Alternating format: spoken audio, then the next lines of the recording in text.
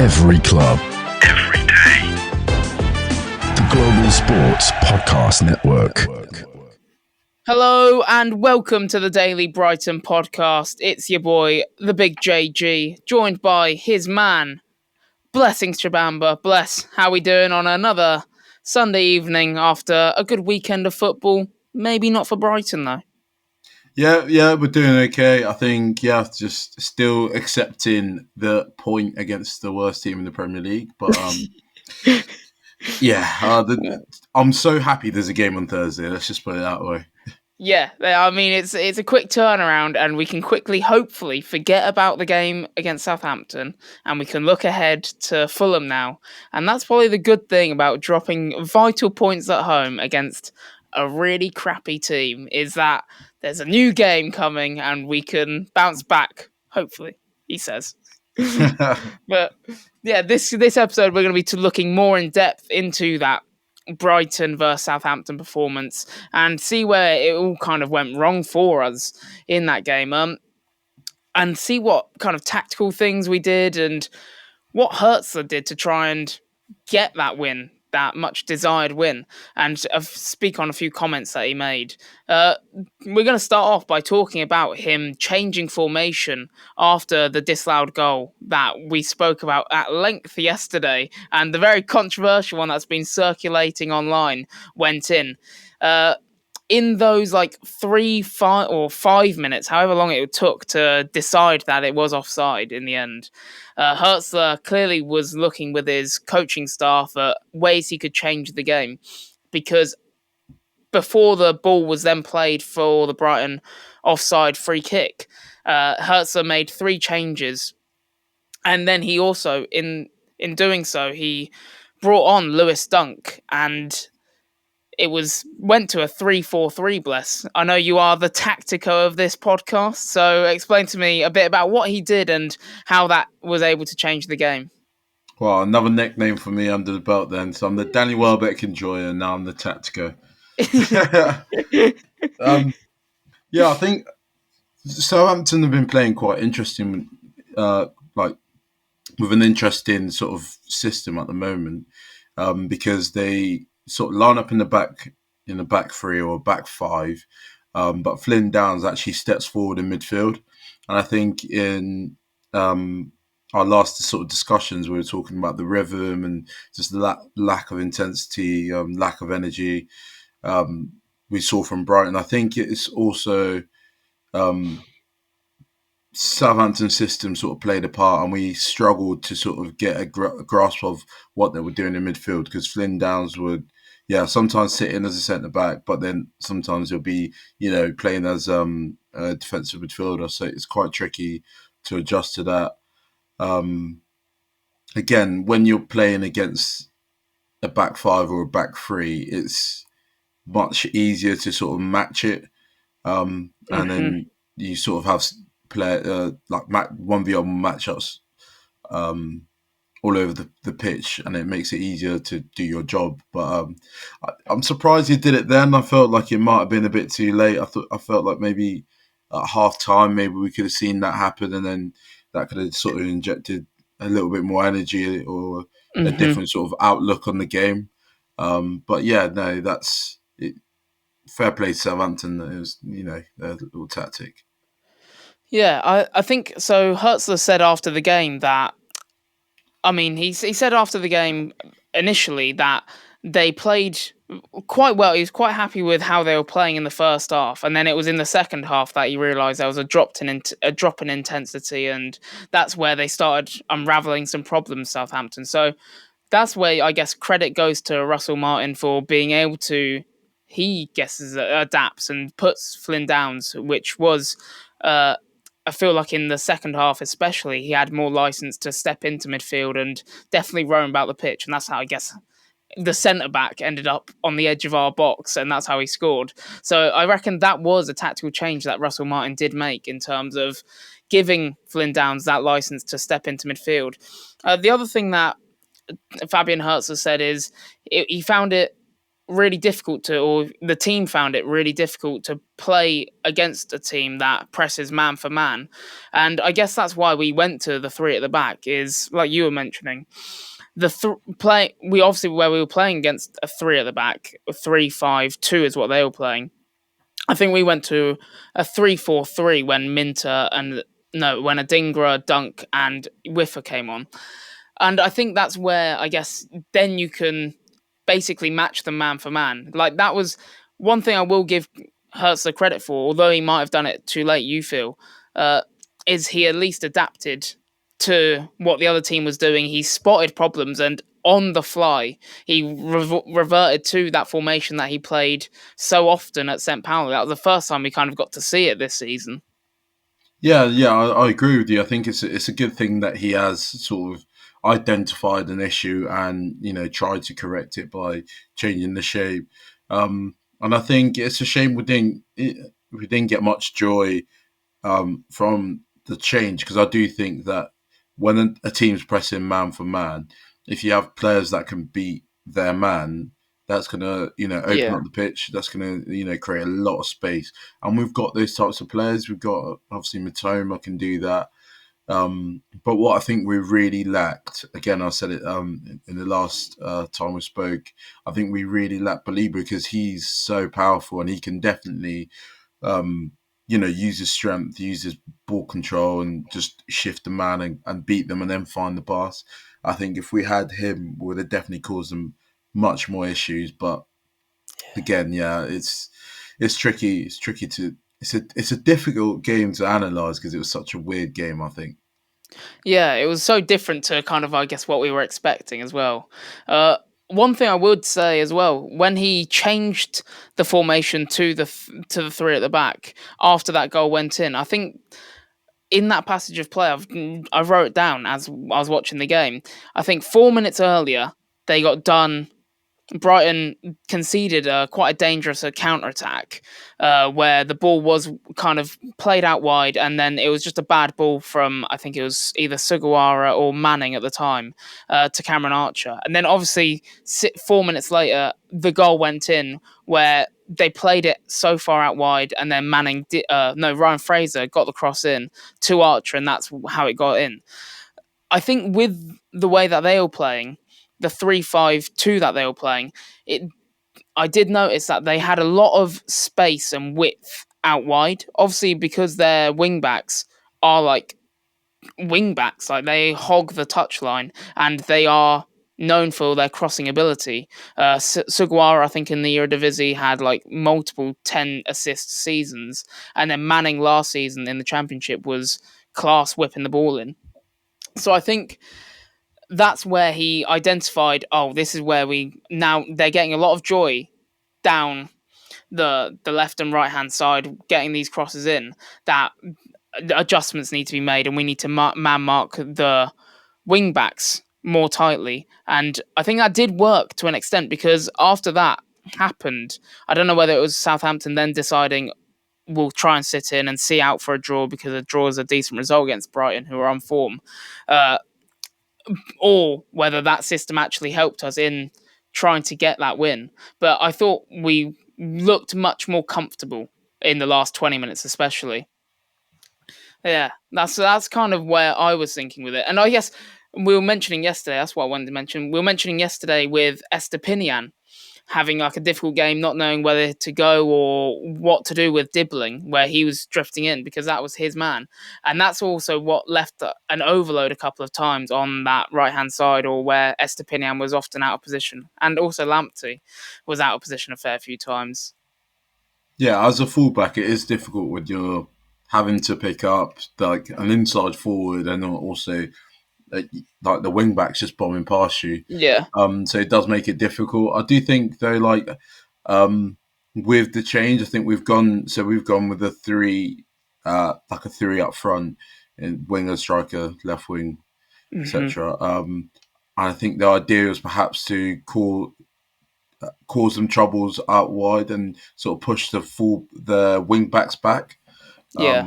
Which in a way I think it worked. So that's a good thing, but again, like you were saying, it could be just like Saints were happy with a point and they dropped off.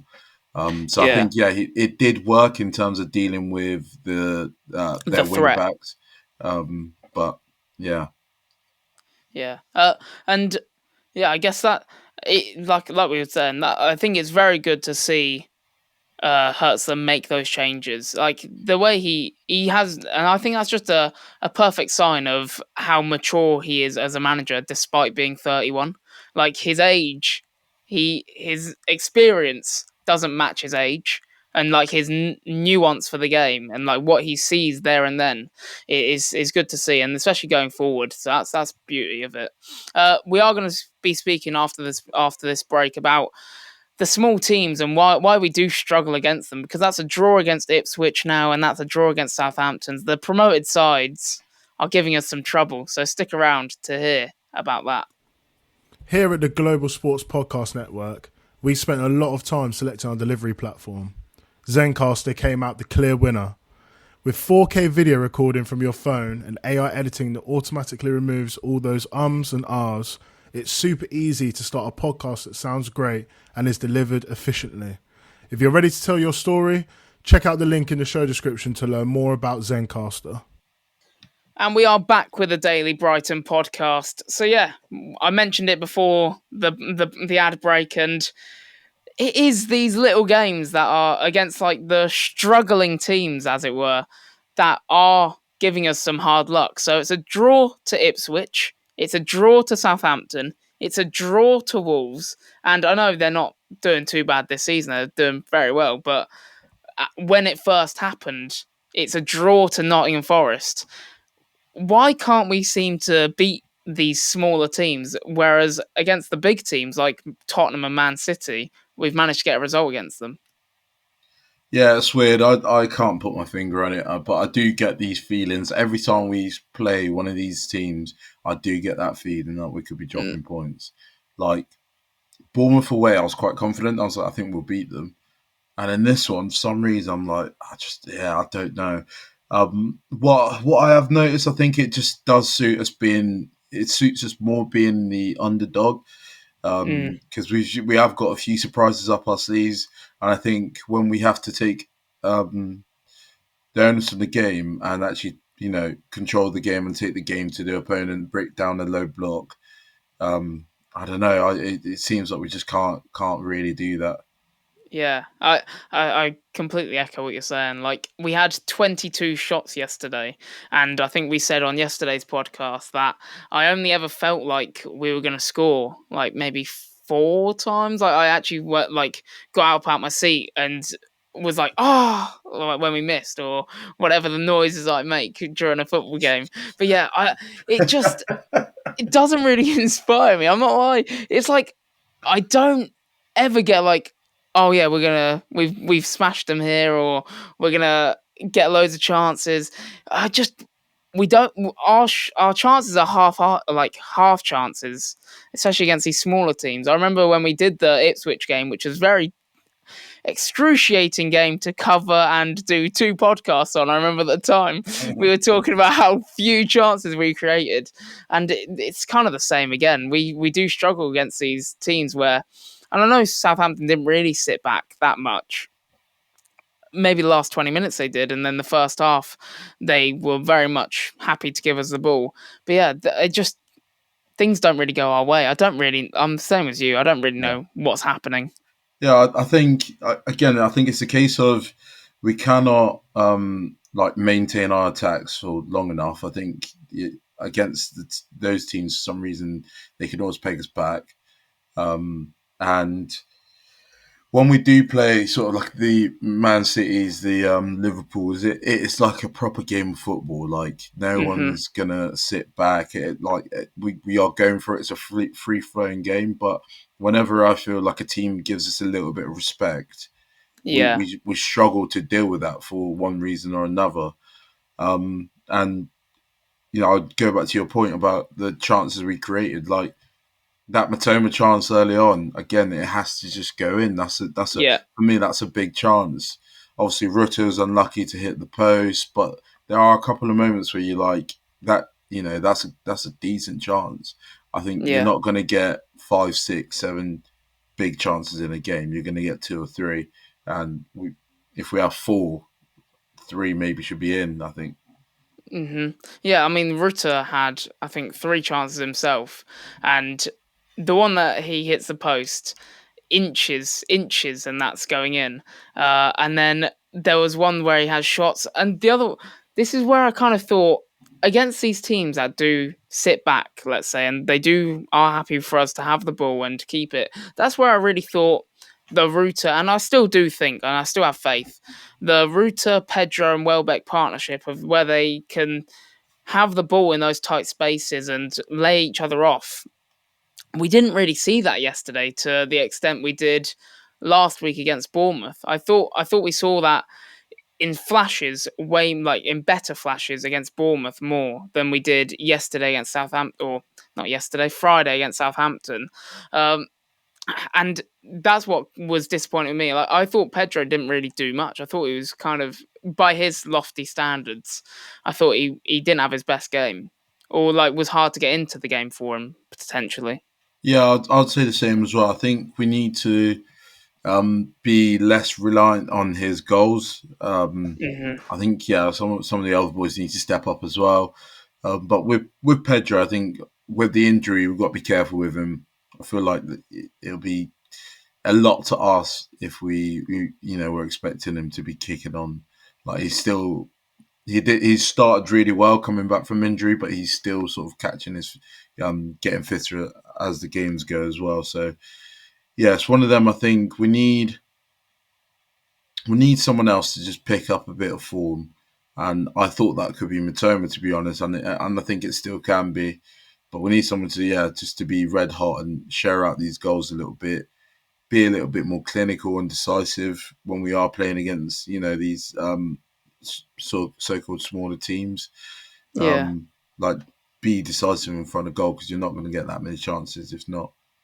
Yeah, and that actually brings me to the point that we brought up yesterday on yesterday's podcast about them being hesitant around the box as well. They looked like they didn't want to shoot from outside the box, although they were always worried about it being blocked and something. But even if you just shots at goal, if they are blocked or deflected, they can go in.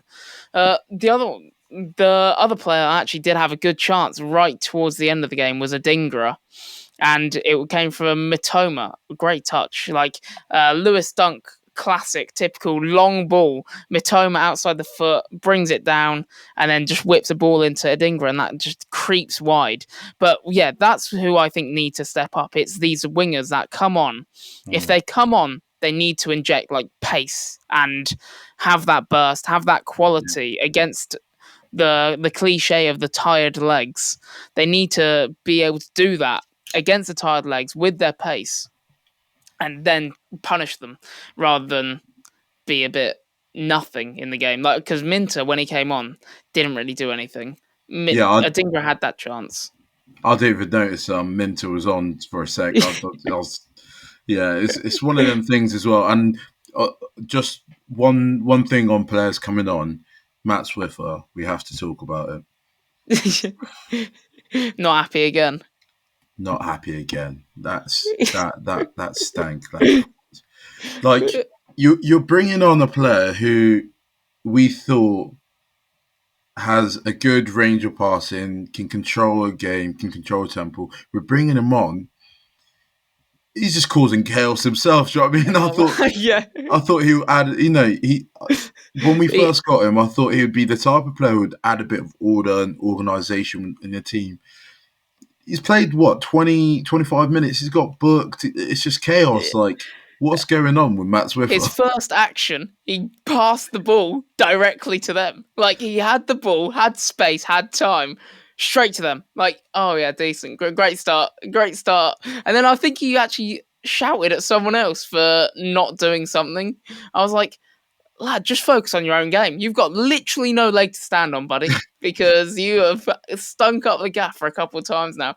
That might actually, it's early doors. It might be one that Brighton have missed out on, transfer-wise. I'm still holding out hope. Yeah, I'm going to hold out hope. I think he will come good, but at the moment, it's just not looking good. It's it's scary because, like I said in my prediction, I thought he would be the one starting to replace Belieber, who's suspended. But Yeah. boy, I can see why he's not starting. We are actually going to talk about in the next segment, we're going to be talking about our other expensive signing of the summer and the player that did start instead and actually earned his first Premier League start, I believe. This podcast is part of the Global Sports Podcast Network, the only network bringing you exclusive daily news and views on your Premier League team, the Premier League, women's football, and fantasy football.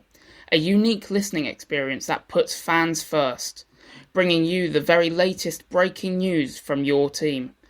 Subscribe wherever you get your podcasts and make us your first listen every day.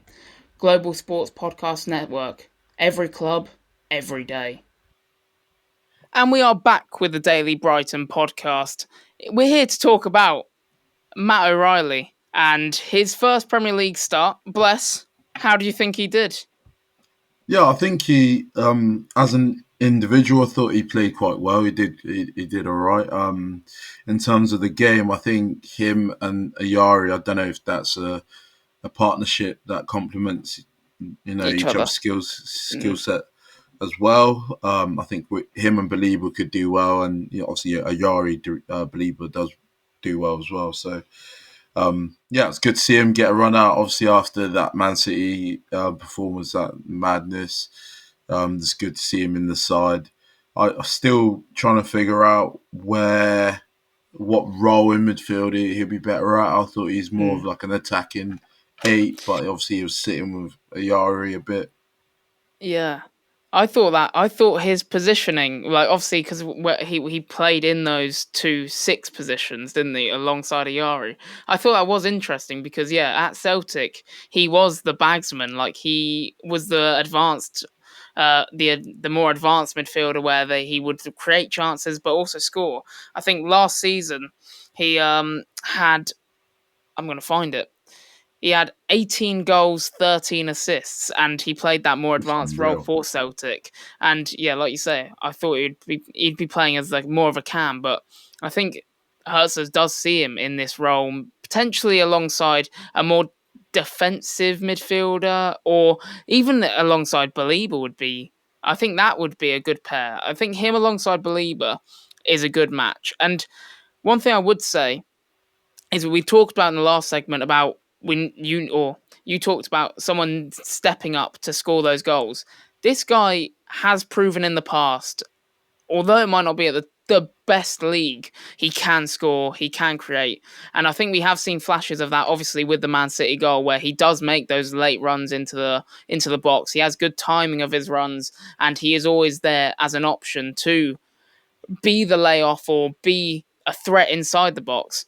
I think he can be the person where if things aren't right, if teams are sitting deep, he can make that advanced run past the forward of Welbeck, let's say, and get on to the end of chances and end of passes. Yeah, I totally agree, and I think we all love a goal scorer midfielder. So like it's quality. Frank Lampard-esque, yeah. Well, let's not get ahead of ourselves. But in terms of O'Reilly, I think like everyone else in this squad, we all know what they're capable of. Like we all know what they bring to the table and what they can do. Is bringing that on a consistent basis, and the first player who does that, continues to do that, it's going to change the dynamic of this team. Like we've had it for a bit at the start with Welbeck. We've had João Pedro as well, just showing what he can do on a consistent basis, because they're all really talented players with high potential. Like we just need to see it happening, and obviously O'Reilly's settling in, so we'll have to see and give him some time. I think we're only going to see better performances as the season goes on from O'Reilly. I think his rating in the game was 6.4, which I think was a very harsh rating. Because I'm along with your lines. I think he had actually a very solid game, and I thought there was one moment in the game as well where that was it. I think it was in the second half. He almost set up Mitoma for a goal. He did like one of these like late runs into the box and got laid off by Welbeck, and then Matt O'Reilly played the square ball, and Mitoma just kind of on his heels, not anticipating that it's going to be alongside him. I think if that goes in, or if Mitoma's anticipating, or if they're on the same page, then that's a goal, and we're looking at a completely different game in terms of how O'Reilly's done. And but that's the threat he offers as well, is that those late runs where he can either assist and and also score. But I thought he was a solid and definitely not 6.4 worthy. I thought he was at least a 7, considering Ayari got a 7. Yeah, I don't think he's harmed this sort of chance for Thursday either. So yeah, but it'd be interesting to see what Herzler does with that again, because go on then, give me your prediction. Back. Yeah. Give me your prediction. Who do you reckon starting in that two? Jack Hinchelwood's back as well, isn't he? I think, he was doubtful for Friday's game, but he should probably be back. I'm not going to lie. I think he could go. I think he might go Belieber Hinchelwood. Complete. Yeah, to be fair, based on his comments of what he said after Friday's game, he said that we weren't able to control the game and the intensity wasn't there. That I'm backing you, to be fair. I think that if they are both fully fit and healthy to go, I think that could actually be the lineup. Back to how it all started, like 5 or 6 games ago. We've had so many centre mid partnerships. It's actually mad. There's so many. I do like the Ayari and Hinchelwood together, because it just doesn't look convincing, but it looks okay. It doesn't look convincing on the team sheet, but then on performance-wise, they're actually decent. They're actually right. They're full of energy. Yeah, 100%. Well, I think we'll wrap it up there, and we will look forward to that Fulham game. We'll see if Bless's prediction is right of Hinchelwood and Belieber, and we'll see. Hopefully we can finish this slump of dropping points to lower league teams and actually beat Fulham. Fingers crossed. I know every listener is also having their fingers crossed. But yeah, thanks guys for listening, and speak soon. Every club, every day. The Global Sports Podcast Network.